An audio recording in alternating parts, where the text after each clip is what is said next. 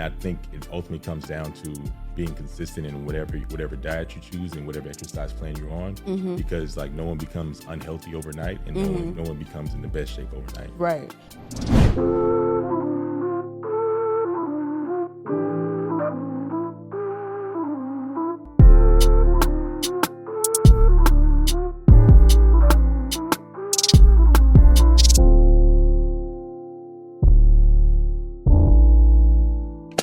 Hello, everyone. Welcome to another episode of the Know Your Rights Camp podcast. I am your host, Aicha Sacko, and I'm with a special guest. His name is Justin Foreman. Do you want to say hi? How you guys doing? Yeah, so he's going to be talking to us about health. And, well, first I wanted to ask you, could you tell the audience, what do you do right now and, what's your career? That way we get an understanding. So currently I'm a second-year surgical resident up in Cleveland. I still have 3 more years left. Okay.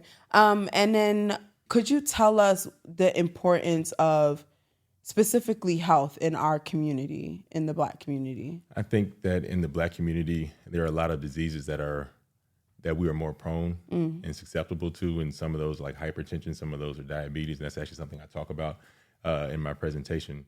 But a few stats is that in the Black community, like you're 60% more likely like to have diabetes, right? Than a white America. Right. And then even when you have diabetes, if you have diabetes, you're 5 times more likely to have kidney failure. And then like the number one cause of kidney failure is diabetes, right? And we look at all that in one statement, and it's saying that, okay, so if you're Black, you have an increased risk of having diabetes. You have diabetes, you can have so it has all these other complications that go along with it, along with hypertension, and along with taking more medication. And really, they try to put diets out. They try to have you take these medications like Ozempic, which is being used for like to treat diabetes, but now people are using it like to lose weight. But like no medication goes without risk. Right? Yeah. And so it's very multifaceted, and I think it ultimately comes down to being consistent in whatever diet you choose and whatever exercise plan you're on, because like no one becomes unhealthy overnight, and no one becomes in the best shape overnight. Right. Before you mentioned 2 things, but the first thing I want to talk about is your presentation, right? So we're here for the Know Your Rights Camp in Houston, and you're specifically going to be talking about health. So I wanted to know what are you going to be teaching the students, because you are going to be speaking to a community of Black students and other races, but what are you going to be teaching them, and what are they learning through your presentation? So I have like 3 big points that I kind of I hit on, and I try to like make it relatable for the kids and for the students. And the first one is kind of like knowing what like the threat is, right? And the threat I talk about is diabetes as a disease. Okay. And having more knowledge on this threat, that means you can give yourself more tools in order to fight this threat, right? So I say knowing your threat and how to be proactive instead of reactive with your health. And the second one is advocating for your health. So I kind of bring in different stories and different like experiments that have happened throughout our community, and saying that you need to advocate for yourself. And when you go to the doctor, if you feel that, hey, like even if they're trying to give you a medication, you can ask, hey, like what are the side effects of this? What happens if I don't take this medication? Like what are the complications that I might expect to happen? And then finally, I give them different like diets that are out there, like certain fads, like the keto diet versus like apple cider vinegar, and then like what those diets show versus like some healthy diets like Mediterranean and DASH diet, and also talk about just different exercises that they can do.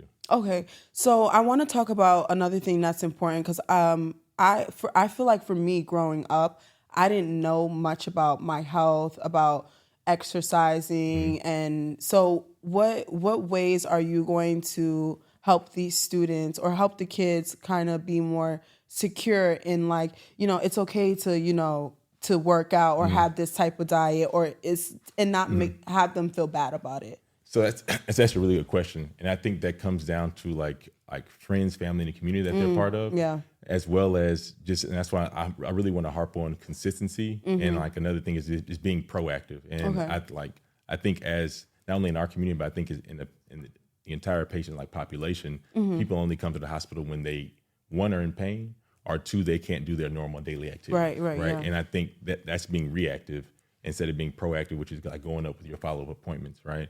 And so when it comes to exercise and diet and making people like feeling comfortable where they are, it's saying that not everybody has different starting points. And as long as you're consistent where you are, that means you're like, what looks like health for you does not look like what good health for someone else, right? And so not everybody's built the same. Not everybody has the same like dynamics. And as long as you are doing something that like, that you're exercising 30 minutes a day. Okay. Hey, like you might have 1 or 2 cheat meals a week or 1 or 2, like 1 cheat meal a day. But then, hey, as you work on and you look like 2 or 3 years in the future, you look back, oh, this is where I started. But hey, this is where I am now. Okay. You mentioned something. I just keep coming up with more questions. Okay. So the first thing I want to ask you is, for me specifically, like in my community, there's a lot of food insecurity, right? Where like we can afford to buy a burger at McDonald's because it's cheaper than buying like fruits and vegetables at the farmer's market, or if we even have a farmer's market, but at the supermarket. So like, how do you bridge that gap where there's these kids that are coming from these communities that are underserved and they might not have access to like, fruits and vegetables, or they might not have access to like gyms and stuff. They might have it in school. What ways can those students kind of bridge that gap? Like if there's any other way or form that they can do to kind of help them with their health? I think there's always alternatives, right? And then I think some of those alternatives for exercise, if you don't have access to a gym, you only have access to a gym at school, there's things that you can go for a walk. There's local parks. And like some of the best exercise for heart health is actually increasing your heart rate and kind of sustaining that, right? So that's like running, that's biking, that's swimming. And running, you don't always have to run on the track. You can just run around the neighborhood. You can go to a park and run. Right, and that doesn't mean you start off running like a 10K. It means you go out, hey, I'm gonna run this next lap, and then you walk the next one. Just kind of keeping your heart rate up and kind of seeing where you're going as you progress. And then for the diet wise, that's actually another thing I talk about. And I really believe it's like portion control and also meal prepping. Okay. Right? And I know that like sometimes like these students will go to school and they're not always offered like the best options. But as long as that's why I'm such an advocate about meal prepping, because I think it endorses like bonding with your family, bonding with your friends. And not only are you eating healthy, but now your family is kind of on the same boat with you, right? Yeah. And I think that it's like, if you can do that on a Saturday and Sunday, sometimes like I started meal prepping and it only lasted me till like Wednesday, right? But then you start realizing what you eat. And even if you do have a cheat meal like throughout the week or throughout the day, like, hey, I know when I go home, I'm putting something good in my body so that tomorrow I can start the day off right. The thing about meal prepping though, at least for me, it's just sometimes like we get so busy and overwhelmed. And then like I told you, like there is a lot of food insecurity. So as hard as I try to eat healthy, which goes back to the diabetes thing, I was recently told that I was pre-diabetic, which they told me that multiple times, but I didn't take it serious until I had like a really bad health problem to the point where I was in a hospital for a couple of days. And so I ended up having to lose like over 50 pounds within like a year and a half. And then I remember just struggling with finding out what to eat. So I just ate salads. Like I didn't eat nothing else besides the chicken salad. So what would you recommend for somebody who is going through something like me, wants to meal prep, but don't even know what right foods to eat? So there's actually a specific diet that I know we recommend to a lot of people that have diabetes, and it's called like the DASH diet. So it's like a diet, I forget what it actually stands for, but it's a diet to basically like stop hypertension, right? Okay. And hypertension is also a complication of diabetes, but it ultimately like what encompasses the diet is it's like fish, you have vegetables, you have beans, and you also make sure it wants you on like on a low fat, like on a low salt diet, right? And I know it's tough, but even sometimes like I have like cheat meals. I'll go to McDonald's, I'll go to like these fast foods places, but I make sure like I'll tell them, hey, like don't put any salt on my fries, or hey, like like things like that, because like I look back there, I have friends that worked in the fast food, and they're like, yeah, we put a lot of. I'm like, yeah, if you say no salt, that means they should drop a new batch, and then it's like you have hot fries and there's no salt on them, and it's a cheat meal. So I think you're always if you try to like I think maintaining something strict, I think at a certain point it becomes like you are no longer like happy and it's not enjoyable, right? So you have to give yourself certain outs, like, hey, I'm gonna eat this candy, I'm gonna have this dessert. As long as it's not something that's constant, I think it kind of go down the right direction. And that was gonna be my next question. Is it okay to have those cheat days where like you're not always, having to eat the green and the protein and stuff? Is it okay to like, be like, you know what, I want a slice of pizza today? Yeah. Like, because even with me, I feel guilty because I'm like trying to be so consistent. And then I feel like if I do have a cheat day, then it's going to be 3 more cheat days right after that. So it's like,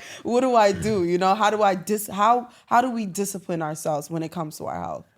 It is I want to say it's a long-term like process, but it's a sometime a week-to-week, day-to-day, sometimes even like a meal-to-meal basis. Yeah. And you have to consciously think about, hey, I'm putting this into my body, right? And it's not saying that, I want to be, I want to be overly conscious about, eating this apple here, something like that, but just realize, okay, I know I ate maybe like a burger for I don't know, lunch or dinner. Like tomorrow, I'm gonna make sure I'm gonna put healthy things around me instead of like getting like chips and Doritos and like Fritos like as snacks. I'm gonna buy grapes. I'm gonna buy apples. So that way, when you do get hungry, because that's how I force myself because sometimes I fall in bad habits. I eat like fast food. It be sometimes, the snacks for me. Really be the snacks. Exactly, and it's like what's readily available at your house. But when if you force yourself to buy healthy food and buy snacks and buy like these little bars, and you put them in there. When I get hungry at home, I'm like, okay, I got these grapes, and it's like, okay, but then but you find different ways to eat grapes. So now I freeze my grapes. Now it feels like I'm eating. Is it good? It feels like a little dessert. Okay, all right. So I'm gonna try that then. I'm gonna stop the Doritos, and then we gonna just try frozen grapes. Yeah. Okay. So for my last question before we wrap up, I wanted to ask you because we're here for the Know Your Rights Camp, and you're teaching these youth, but then there's also another audience that's watching us. So what advice do you feel like is necessary or important for them to know in terms of making sure that their health is in good stand and making sure that they're doing everything they can to be healthy? I would say it kind of goes back to like the last, I guess my 3 main points of my presentation. It'd be actually knowing what the actual threat is, gaining knowledge on that, so that way you provide yourself with tools. It goes to really advocating for yourself in the healthcare community. Okay. Because doctors, they're busy, right? And they practice medicine. That's something I also emphasize is they practice medicine, right? Because no one's all knowing, no one has all the answers, and it's a day-to-day and even week-to-week things that we're constantly learning. We're always learning. And so if you go to a physician and you feel that, hey, I don't like how that interaction went. I don't like how that patient visit went. I don't feel comfortable. You should go get a second opinion, right? You should ask questions. Say, hey, how would this? What are the side effects? What happens if I don't take this medication? What could this lead me down, right? And they should be able to answer those questions. That way, you have more knowledge, right?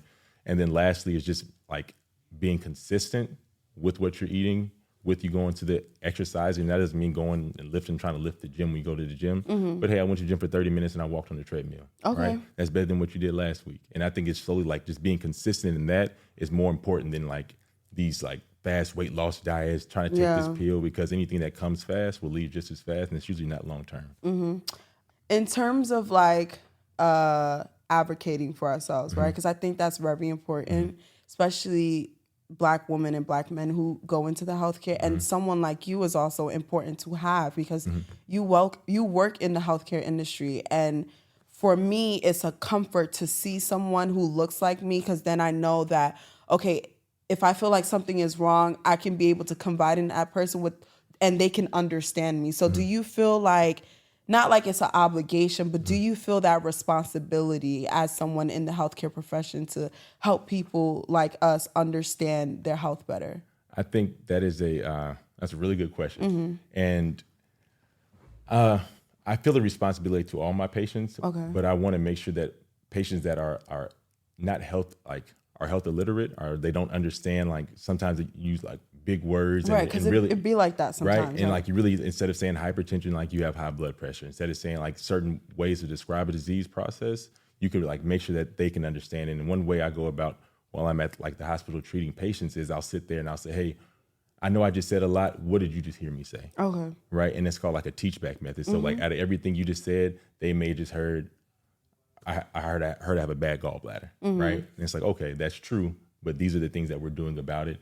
And it's kind of the constant communication and making sure that before they leave the hospital, they have an actual understanding where they can go communicate that with their family and friends. Okay. Hey, this is what happened when I went to the hospital. Okay. Right? No, yeah, I think that's very important. But I wanted to say thank you so much for dropping gems on us. It's really important, especially for someone like me who's still trying to understand their health. And I want to make sure that our audience understand that their health is important as too. So thank you for coming, Justin. Thank you for having And me. of course, to our audience, be sure to follow us on our socials at Your Rights Camp, and make sure you head to our website at knowyourrightscamp.org. I am your host, Aicha Sacko, and I will see you on the next episode.